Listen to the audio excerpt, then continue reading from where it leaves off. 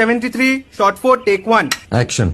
ফুলে যদি এতই কাঁটা গোলাপটা তুই তুললি কেন? প্রেমে যদি এতই ব্যথা সেই প্রেমে তুই ভুললি কেন? কি গো ডাইরেক্টর সাহেব, আমি তো 60 বলে দিয়েছি, কাট তো আর বলতে পারি না, এবার তুমি কাটটা বলো। Got it.